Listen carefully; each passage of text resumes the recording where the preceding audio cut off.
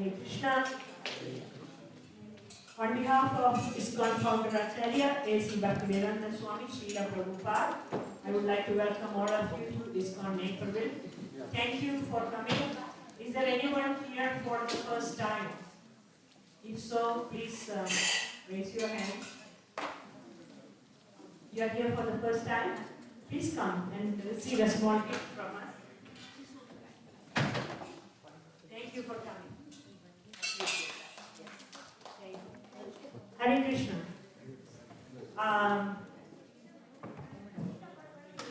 Today's Sunday Feast class will be given by His Grace Sri Vallabha Prabhu.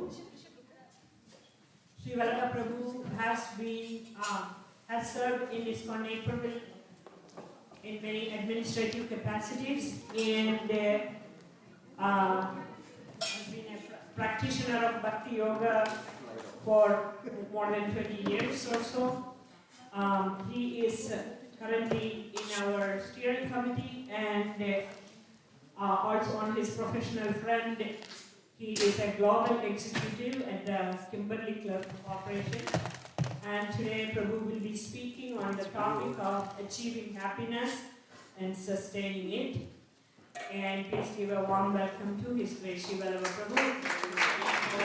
And those of you who are sitting here and there can come a little bit forward and face this way. Thank you so very much. Hare Krishna.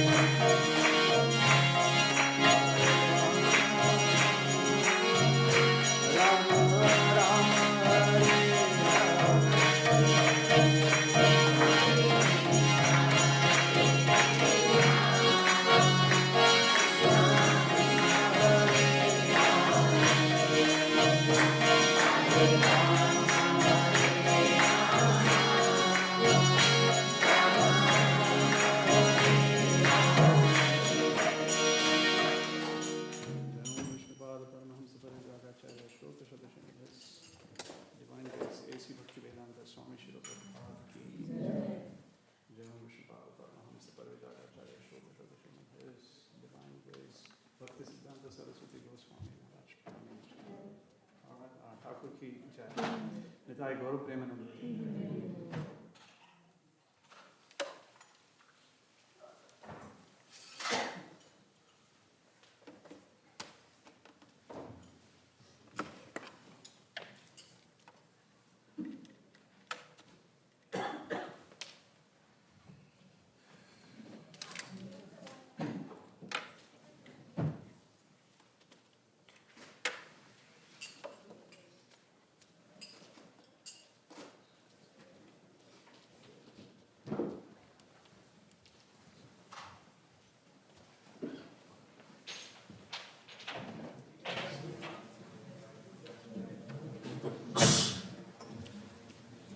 Hare Krishna.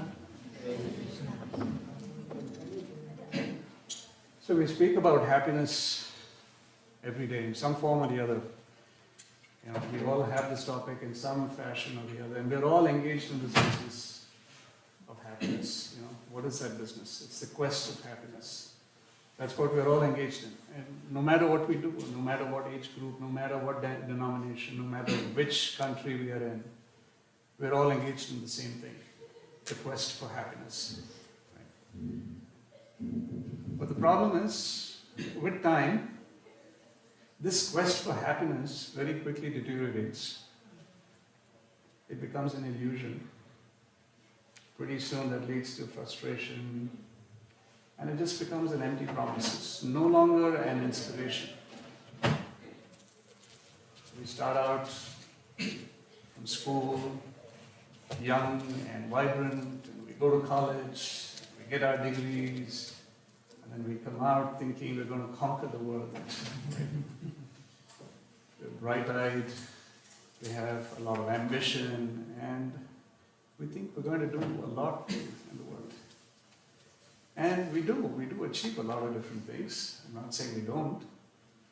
Question is, do we really achieve that state of happiness that we really are looking for? And no matter how high you go or how differently you think and accomplish all the various things, happiness still seems to be something that's in the distance, always, no matter what you do. So I thought we should just hit that pause button and just focus on just that one word, happiness. What does that mean? Because we're all talking about happiness, we're all engaged in various things to help us get to a better position, better place, a better level of comfort. But we never stop to think what it really means for us. So I thought today, let's discuss, let's introspect, let's talk about happiness. Let's talk about what real happiness is and how do we achieve it, and how do we not only achieve it but also sustain it. Because a lot of times happiness just happens and then it's gone before you know it. Right? So we'd like to hold on to that. So that's my preamble, that's what I'd like to discuss, that's what I'd like to have you participate and give me your inputs as well as we go forward. Om Namo Bhagavate Vasudevaya. Om Namo Bhagavate Vasudevaya. Om Namo Bhagavate Vasudevaya. Om Namo Bhagavate Vasudevaya. Om Namo Bhagavate Vasudevaya. Om Namo Bhagavate Vasudevaya. Nayam Devadeha Bhajam no loke Kashtan kaman arhate vidbhujam ye tapo divyam putrakayena satyam sudhye yasmad brahma saukyam tvanantam. This is from the Srimad Bhagavatam, Canto 5, Chapter 5, and Text 1. Om Ajnanatimandasya Jnanajana Shalakya Chakshurmilitam Yena Tasmai Sri Guruve Namaha Sri Chaitanya Manobhishtam Sthapitam Yena Bhutale Swayam Rupa Kadamayam Dadati Swapadantikam Vandeham Shri Guru Shri Utapadakamalam Shri Gurum Vaishnavamscha Shri Rupam Sagrajatam Sahagana Raghunatamritam Tam Sajivam Sadvaitam Savadhutam Parijana Sahitam Krishna Chaitanya Devam Shri Radha Krishna Padam Sahagana Lalita Shri Vishakhan Vitamscha He Krishna Karuna Sindhu Dinabandho Jagatpate Gopesha Gopika Kanta Radha Kanta Namostute Tapta Kanchana Gaurangi Radhe Vrindavaneshwari Vrishabhanu Sute Devi Pranamami Hari Priye Vancha Kalpatarubhyascha Kripa Sindhubhya Vacha Patitanam Pavanebhyo Vaishnavebhyo Namo Namaha Jai Sri Krishna Chaitanya Prabhu Nityananda Shri Advaita Gadadhara Srivasadi Gaura Bhakta Vrinda Hare Krishna Krishna Krishna Hare Hare Hare Rama Rama Rama Hare Hare. So the translation goes like this. My dear boys, of all the living entities who have accepted material bodies in this world, one who has been awarded the human form should not work hard day and night simply for sense gratification, which is available even for dogs and hogs that eat stool. One should engage in penance and austerity to attain the divine position of devotional service. By such activity, one's heart is purified, and when one attains this position, he attains eternal, blissful life, which is transcendental to material happiness and which continues forever. So the Brahma Saukyam is that spiritual happiness. Yasmad Brahma Saukyam Tvanantam. Anantam is that which is endless, that which is limitless. And like I was saying, this is from Canto 5, Chapter 5, which really is focused on talking about and discussing the Bhagavata Dharma. It's not just Dharma. Dharma is religion. Bhagavata Dharma is really providing, insights into the principles for religious principles for engaging in devotional service, as opposed to just dharma, which is engaged in trying to attain liberation in this material world and how to mitigate those material miseries. That's what the most part of religion is all about. It's more on a pious level. But Bhagavata Dharma is taking us one step forward. It's taking us one step higher and saying, how do you engage in devotional service, and how does the devotional service help us really achieve the happiness that we're looking for, right?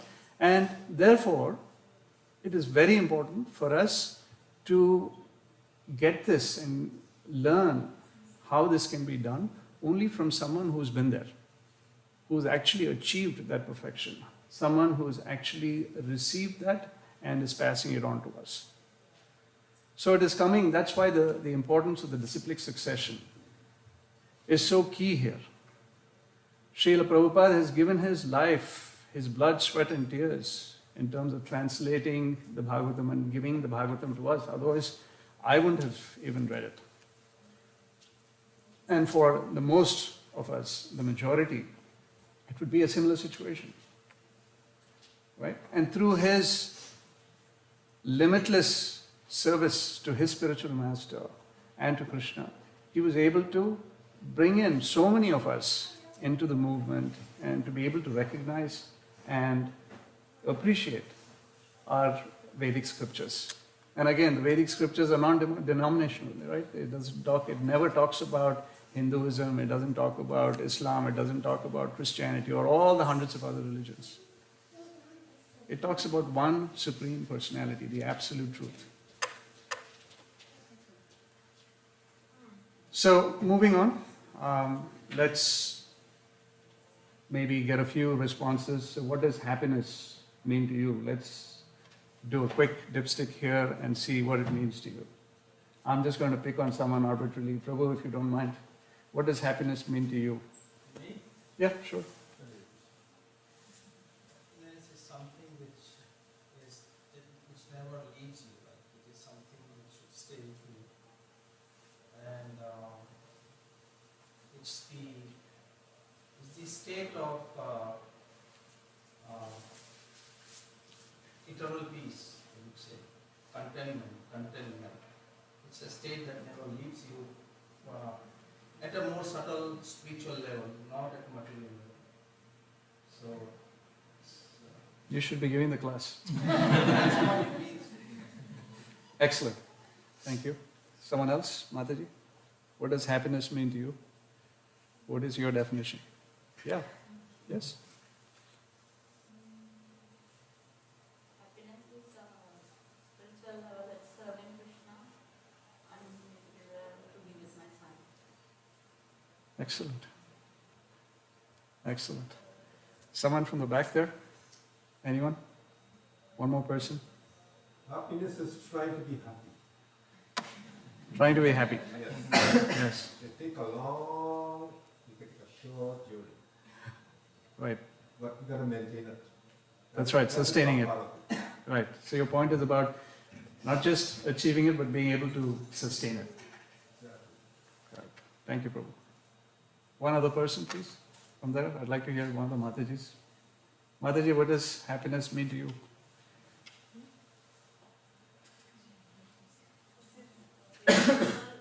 Journey from our inside. In any circumstances, in any problems, if we feel calm, happy, peace, that is happiness according to Excellent. Thank you so much. Thank you, Amit. Thank you for sharing it. I didn't mean to put you on the spot, but you were brave enough to speak. So thank you again for that. So yes, let's just. So I did a little research. I said, let's see what the rest of the world thinks. We see a lot of like-minded people here. We're all thinking along.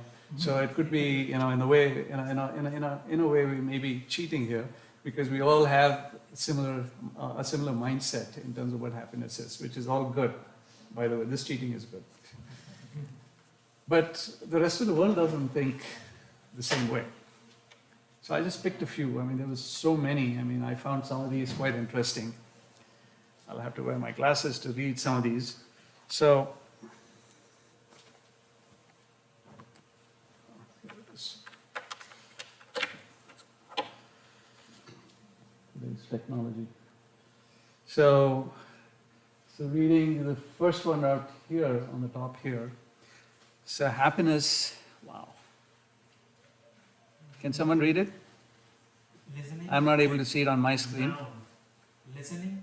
Yeah. A gentle rain falling on a tin roof. That's happiness. Listening to a gentle rain falling on the tin roof. Okay. It's probably easier for me to read it from here.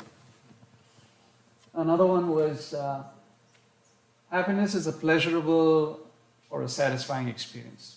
Okay. Another one that says happiness is when you roll onto the warm spot your laptop left in your bed. Wow. Okay. Then there is a little more rational definition, which is happiness is a mental state of well-being characterized by positive emotions, ranging from contentment to intense joy or good fortune. Here's another one. Happiness is a cup of coffee and a good book.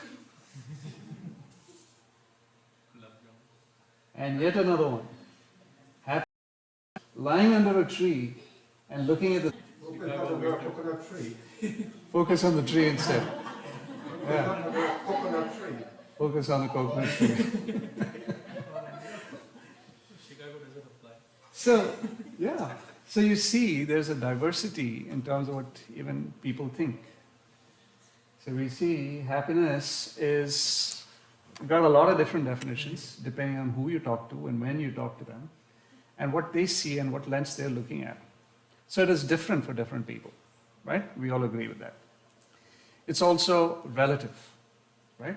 Happiness for me may not be the same as happiness for you, may not be happiness for you, and so on, right? For me, it may be I'm hungry, so I'm looking for food. So therefore, the moment I see some food, I'm happy, right? I get some food, I'm able to take care of my immediate need, I'm happy. But for another person who's been eating all day long, Perhaps, getting that extra burp out or being able to digest the food may be happiness. Right? So it is different for different people. It's all relative. And it's unpredictable. You don't know when happiness is going to happen. It could happen now, it could happen tomorrow, it could happen in a few hours, maybe never even happen. Then what, right? So it's not like you can actually predict. You don't have a crystal ball to tell you when happiness will happen. And there's no guarantees. There's no guarantees. So as much as you see these ads, especially now, right? During Christmas time, people are busy buying gifts and things like that. So ads are everywhere. Marketing is at its peak. And what do you see at the end? For every ad, you'll see satisfaction guaranteed. Just yesterday, I was on the call. I spent about an hour. I'm sorry, this is a small sidebar, but I was so upset because the coach lights on the outside of my house, 3 out of the 5 stopped working. And this is not the first time. This is the second time. And each time that happens, I have to go to Home Depot and I have to go through that process. And they're going to ask me for my receipt. I don't have a receipt. Okay, fine, you'll have to exchange something, in-store credit. Okay, we go through that. But it's not just about changing the bulb. This is an LED fixture which is meant to last forever, practically. Right? 5 years, 6 years, 8 years, something like that. The issue is there is no bulb for me to change. So every time it fails, I have to take the entire light fixture out. So I have to put a ladder, climb, mess with the electricals, take the fixture out, and then take it all the way to Home Depot, go through that process, come back with a new one, and then again install it, go through that whole process again. So I already went through that twice. So I was really upset. I said, what kind of a product is this? Right? You don't have a bulb for me to replace. It's not easy to replace. Now, it doesn't even last the way you tell me satisfaction guaranteed. Where is the satisfaction? All you can tell me is, oh, sir, no problem. You can take another new piece. Just go pick it up and come, and we will give you credit. So that's not satisfaction to me, right? So there is no guarantee. When they say satisfaction guaranteed, what are they really guaranteeing? Are they really guaranteeing you the happiness? No, it's just a marketing gimmick. And it cannot be sustained. Okay, my light bulb is working. I mean, my fixture is working now. I don't know for how long it's going to work. It may start failing tomorrow itself. And in this cold, I'm not going to be messing with it, right? So, yeah, it's not sustainable. So that so-called happiness is here now, gone tomorrow. And it's temporary. That's basically what we're saying. Even if we have that happiness, it's only very fleeting. It's just there for a moment and it's gone. Or it's there for a few days and it's gone. Nothing really lasts. How many of us have bought a car and been happy for all 3 or 5 years? You have the same level of excitement as the first day that you drove the car out of the dealership. None of us, right? There's no show of hands. Because that's how it is. This material world, everything deteriorates. Everything deteriorates. Products deteriorate, services deteriorate, taste deteriorates. I'll give you an example. We all love sweets, right?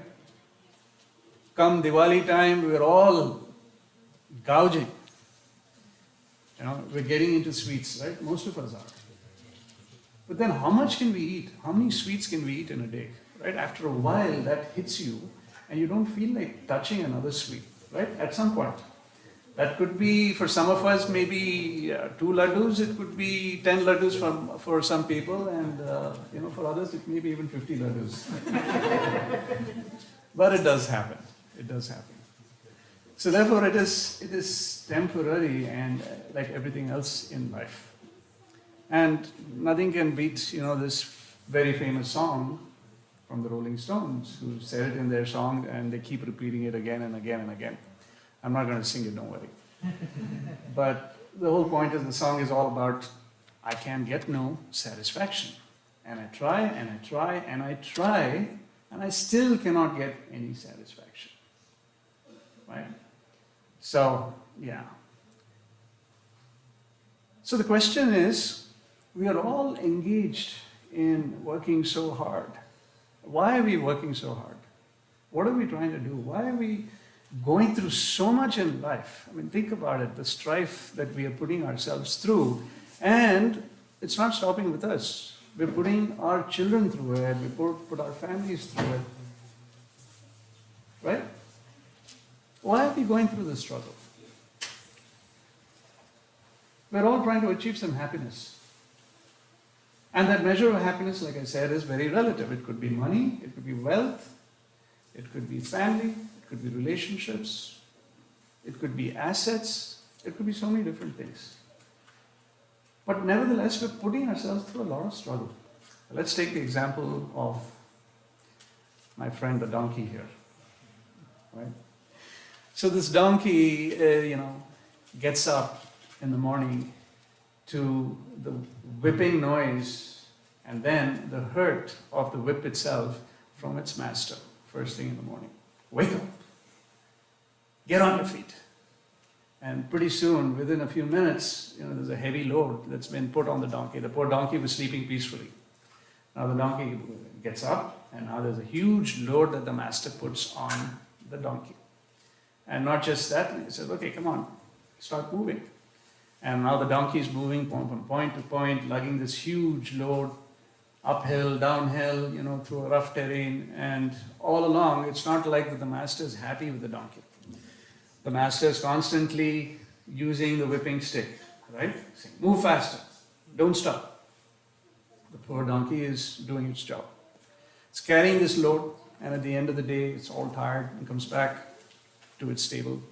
And what does the master do? He throws, a bunch of grass, a handful of grass at its mouth, and says, yeah, eat. So the poor donkey chews on it for some time, falls asleep. It's so tired and it's hurting and everything. And then the whole routine starts all over again. Little does the donkey realize that, all along as it was going from point to point to point, there was so much grass everywhere around, right? It could have just tossed the load off, said, heck with you, man, Mr. Master, and gone straight for the grass. And it could have been grazing all day long. No one to beat it. It would have got all the grass it needed. It could rest whenever it wanted. But the poor donkey doesn't understand that.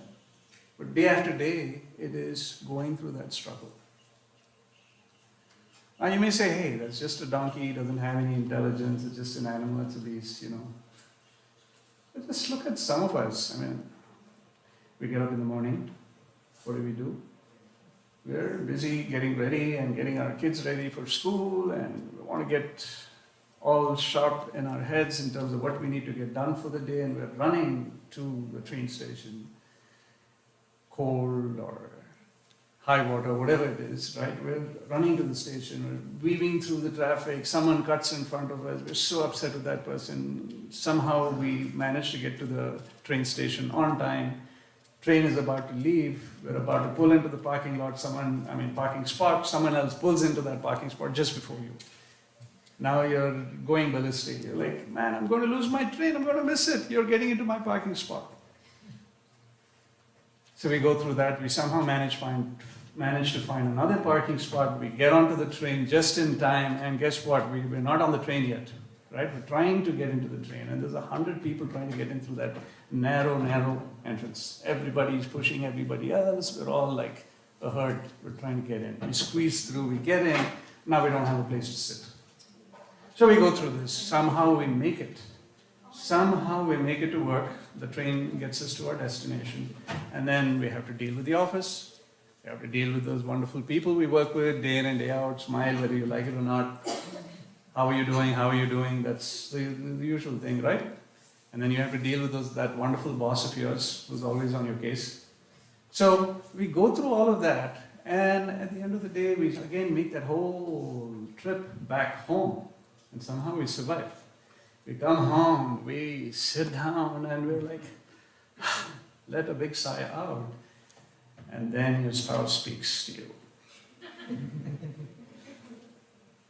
Some of us can relate to that, right? And what happens? Okay, I'm not going to get into the details. Let's leave that out. Otherwise, I'm going to have a lot of footwear here from... Luckily, people leave footwear downstairs. That's good. It's not allowed into the temple. That's good. But so this goes on day after day after day after day, but we don't realize. And we're doing all this for what? For one thing, for securing happiness for the family and for ourselves, right?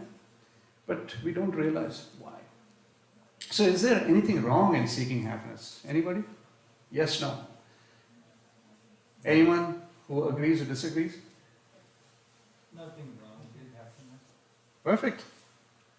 Prabhu's always right, and more so today. Yes. So there's nothing wrong in seeking happiness. The only issue is we don't know what we're looking for, right? You can't expect to walk into a Walmart to buy some good diamonds. Will any of us do that? No, I don't think so. We may find shiny pieces of plastic or even glass that resembles diamond, right? We may even consider buying it. Okay, let's just say we bought it. We even buy that and we come home and very quickly we realize, this is really not a diamond, it's still a piece of plastic, right? That realization comes to us. So if you look for something, you'll get it. I mean, so if you're not in the right place looking for the right thing, in other words, if you don't understand what happiness really means, and if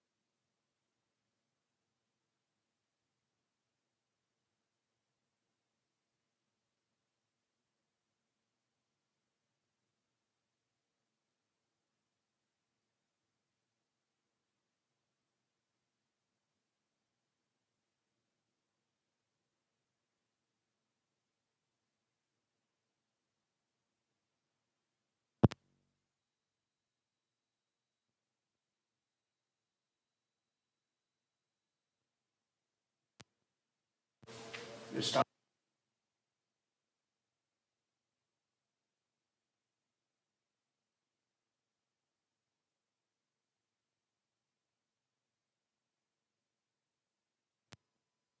Ago, happiness is lying down under a tree and watching the leaf or sky through the leaves and things like that. It is so distorted. There goes the coconuts. You're right. Boom! It falls in your head and maybe it'll wake you up. Who knows? You may not. Good point. So that's why, I mean, when you see this picture here, you will see that this is really a reflection. What you see above the water, liken it to what is in the spiritual world. What you see below is nothing but the reflection of the same object. Right? Now, in the spiritual world, what we have in the material world is everything that's there in the spiritual world, but it is a perverted reflection. That's what the scriptures tell us. Which means it's either contaminated, it doesn't last, it's all the things that we discussed for the last several minutes. Look at the picture above the water. It is nice and clean and clear, right?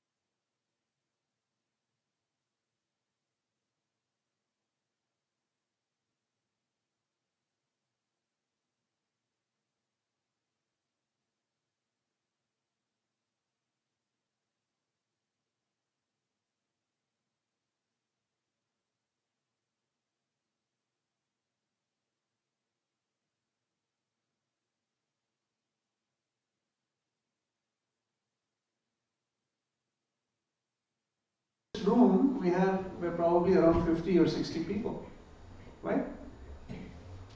The remainder is completely oblivious to what is happening here, right?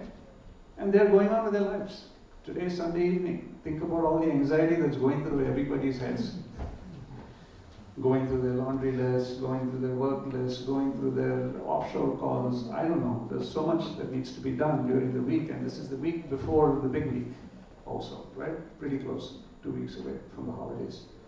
So there's so much happening, so much planning, so much anxiety, so much stress, so much activity. No one is thinking of real happiness. They're all thinking, oh, holidays are coming, I'm going to be happy, I'm going to be sitting by my Christmas tree, I'm going to get all these gifts. Christmas will go by in a blink. And before you know it, the bills are going to be coming in. Now what happens to your happiness? And the things that were supposed to work, satisfaction guaranteed, those are not working anymore. You run out of batteries. I'm not going to run out in the snow and get more batteries. So, these things are going to happen. That's the inevitability of our lives. So, Prabhupada, during his initial years in the US, he was viewed as, a specimen that had come from somewhere, right? Because for the West, they hadn't seen, an individual like this. They had seen, like Ramakrishna Paramahamsa, and there are, a few others who had come. So not that they were completely unaware, but they're completely intrigued by this whole concept of being a Swamiji. Someone who is so renounced. Someone of the sannyas, who's taken sannyas seriously. They cannot comprehend. It's like, why are you giving up all of this? There's so much to enjoy here. You're giving all of that up and you're becoming a renounced person. What's really motivating you? So they would kind of put Prabhupada through some horrible questioning. This gentleman who's come from a different country, different culture, he wears different clothes, he looks different, he has a thick accent. So they would ask him all kinds of questions just so that they could get something juicy that they could put in the press and make a big deal of it. So one of the questions the Western reporter asked him was, Swamiji, so what miracles have you performed? Prabhupada looked at him in the eye and straight away said, I have converted hippies to happies. Smashed him right there. And I'll give you a little context for those of you who are, who don't understand, who haven't been exposed to the context here that Prabhupada was referring to, which is, Prabhupada came here at a time when there was a lot of things happening on the world front, right? The Vietnam War, people were being drafted left, right, and center, and the US youngsters. There were a lot of young men, rich as well as not so rich, and they were revolting. The younger generation was revolting because they were seeing what brings. It doesn't bring any happiness for sure, but it brings also a lot of destruction to lives, right?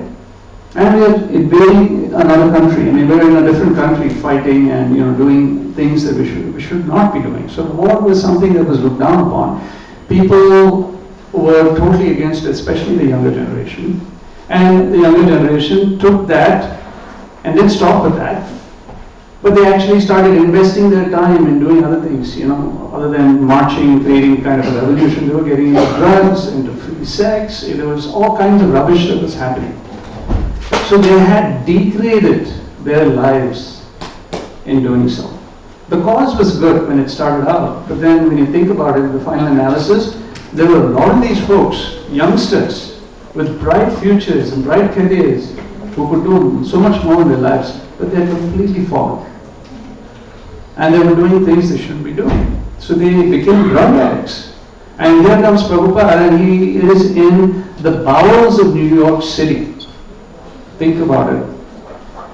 Strange accent, he doesn't know who these people are, they don't know who he is, there's no context there. And he was able to, not by even giving them Xanax or giving them some, serotonin uptake, medication or something for them to get out of their depression, get out of their drug addictions. But he was able to purify their thinking, their consciousness. all without any medication. Can you think about it? Isn't that a miracle? Think about how much the pharma companies, anyone here working for a pharma company? Whoa. Okay. So, pharma companies are making disproportionate amounts of money. What they claim is we're spending so much money on R&D, and then we have to go through 17 years of clinical trials, we have to do so much marketing, we have to deal with litigations after that, blah, blah, blah, so the list goes on. Therefore, we charge, we make it premium to even for life-saving drugs. So they have a point. But the question is it really benefiting the person who's, the patient who's being treated? And these are just treatments, mind you. They are not cures. In most cases, 9 out of 10, they're treatments, which means it just keeps your illness and disease under control. It doesn't cure. It's not like they've really eradicated some major illness, right? You agree? So, Prabhupada was able to convert. He didn't use any medication, he didn't use a whipping stick, but out of his love and his conviction, his faith in the Supreme Lord, he was able to actually convert so many of them. In fact, not only did he convert them, they still are serving in the movement. 30, 40, 50 years. They're beacons of what our Vedic culture is all about. They've lived their lives, and to this day they're living their lives to the book, to the T, right? And that couldn't have just happened simply just like that. It's not chance. They ought to have found something that was really something that made them happy, right? If it didn't give them the happiness that they were looking for, they would have given up all of the other things and stuck to this for year after year after year after year. For us to do Ekadasi sometimes becomes very challenging, right? How many of us have that problem? Okay, I have some company. It makes me feel good. But you're talking about these beacons who have been in the movement, and they're Westerners. It's not like they've been introduced to the Vedic culture like we were when we were growing up. And here they are, they're serving and serving and serving and doing it day in and day out. Right? Chaitanya Mahaprabhu, in the mood of the devotee, right? What did he say? He said, devotional service is the means to eternal happiness. Right? Mama janmani janmanishware bhavatad bhaktir ahaituki tvai.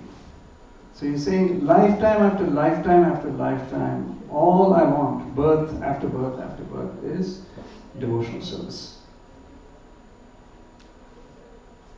So that's a very heavy statement. And obviously, if I were to come back lifetime after lifetime after lifetime, especially in this material world where nothing is good, something that is so compelling has to be, and what Chaitanya Mahaprabhu is saying is devotional service. And we've all experienced it. We may have experienced it for a fraction of a second. That's because we have so many anarthas, we're nitya bhattas, we're conditioned souls. If we had the purity, we would be able to sustain that.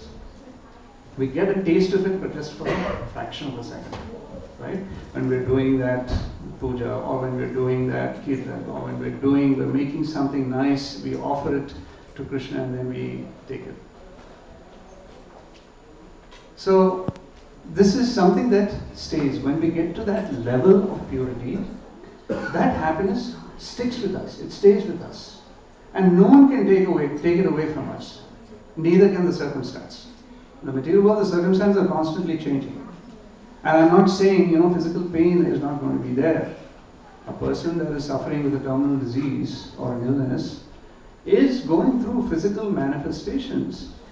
Doesn't mean that the person is not happy, but that person has to realize where the source of the happiness is coming from. If they're only focused on this material body, then all we're trying to do is trying to make our material body feel a little better. So we take some medication, we do this, we do that, and try to at least reduce the pain. But while we're doing that, think about it. If we had the knowledge And if we're able to focus on the right, if our consciousness is really focused on the source of that happiness, then this material affliction is not a problem at all. An example, for instance, is Haridas Thakur. He was a Muslim, but then he was so attracted to Chaitanya Mahaprabhu that he took to chanting the holy name. And because he was chanting the names of Hari, the ruler at that time, the authority, the local authority, was the Ghazi, who was a Muslim. And he wanted to set the right precedence for, by his standards. So what he did, he had Haridas Thakur beaten in multiple marketplaces. I think it was 21? 22 marketplaces. And beaten, not just simply, slapped a few times. We're talking about these big guys coming with these whips, and the whips were not just whips alone. They had metal balls and spears and all kinds of things to really inflict pain. And really the idea was to set an example so that nobody, not just the Muslim folks, but even the non-Muslim folks, would not chant the name of Hari, because they wanted to convert everybody to Islam. That was the Ghazi's, mandate. So Haridas Thakur was beaten in 22 marketplaces, and he was completely unmoved. He was in total bliss. In fact, he was feeling sorry for the people who were beating him. So he actually had a pact with them. He said, look, because they were completely exhausted. I mean, the same guys, how much can they beat? They're also, going through a lot of physical exertion, right? And so they said, please feign as though you're dead, you fainted or whatever, you've given up. That way we'll be relieved of our duty. And they actually did that, and they threw him into the river, right? Okay, the point here is that a person who is completely fixed and absorbed in a higher purpose and a higher taste, these material afflictions are not anything for them. Look at Prahlad Maharaj. Prahlad Maharaj went through hell by his own father. Every day there was a program to somehow kill him, put him through a stampede, destroy him, squash him, burn him, poison him. There were so many different programs to kill Prahlad Maharaj on a daily basis.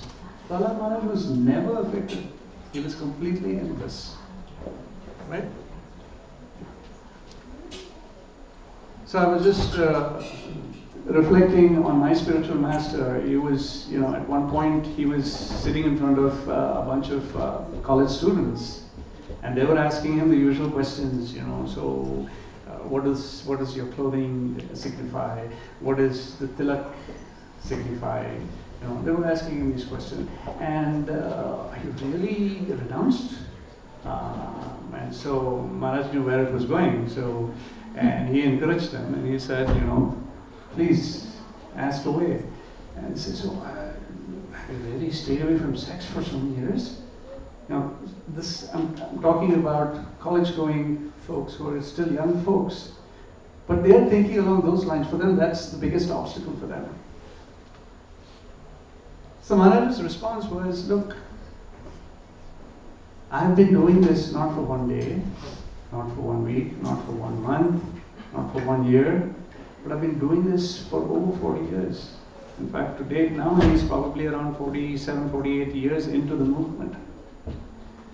And like I said, he wouldn't have done this if something did not attract him. It has to come from within, right? That attraction has to be there. It has to stick. Wow, we're running out of time here. But getting close to the end of my presentation here. So, how can it be done? Rishikena and Rishikesha Sevana. So Rishikena or Rishika is the senses. Dovetailing our senses into serving the master of the senses will give us that happiness. And how is that possible? Okay, so first of all, who is the master of the senses here we're talking about? Krishna. We're only trying to please our senses for the most part. Whether it's food, whether it is watching a movie, listening to music, whatever we're doing, working, it's mostly we're trying to please ourselves. We're looking for that happiness for ourselves. leave alone the happiness for our spouse or for our families and so on. Okay. And the Rishikesha in this case, as you said rightly, is Krishna is the master of the senses. Now, take the example of this orange juice. I know we're running out of time, but the orange juice example comes to my mind because every time we try to taste the orange juice, have you tried dipping your fingers in the orange juice and tasting it? Hopefully not. Because all you're going to get is a bunch of sticky fingers, and it's not going to get you any of the taste. It's not going to quench your thirst. Right? Similarly, in life, we have to dovetail our senses in the right place. Otherwise, we're not going to get that happiness. We think we're getting that happiness, but we're not. We're only going to end up with more frustration. Right? Okay. So, going back to the verse that we just discussed, it is the Lord is saying we need to first purify our senses. We need to elevate our senses beyond this material platform. Bring it to a spiritual platform where we recognize that there is happiness beyond this material world. Something that is more permanent, something that is more eternal. If we focus our consciousness in that, then everything else will arrange itself. After all, the material energy is also Krishna's divine energy.